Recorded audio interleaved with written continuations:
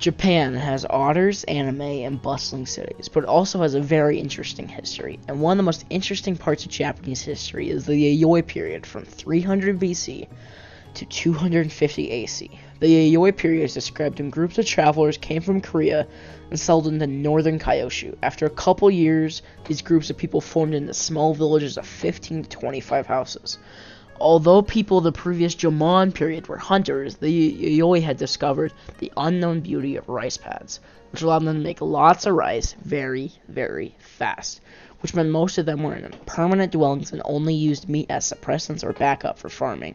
The Yayoi also made lots of pottery. They even made some bells out of bronze and varied metals. They also worshipped many gods that changed certain things about nature, like the Native Americans. So these cool little groups of villages are just hanging around in the mountains and stuff. And then around 82 AC, some Yayoi met some nice fellows from Han, China. These two groups started trading some cool pots and gold.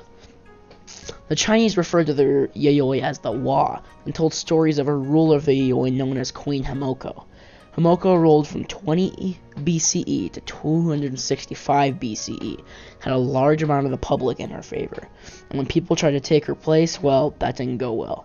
The Yayoi had lots of interactions with China. As a matter of fact, most of our Yayoi facts come from documents written by the Chinese. In the end, the Yayoi period was a staple in Japanese history, and still affects our modern civilization today. Although not much is known about the Yayoi civilization, we do know that it introduced many things such as rice pads and farming. Our modern world would not exist without such things, and therefore we must pay respect to history, which is why I've created this video presentation for you. Here are my sources for the video, and I hope you enjoyed.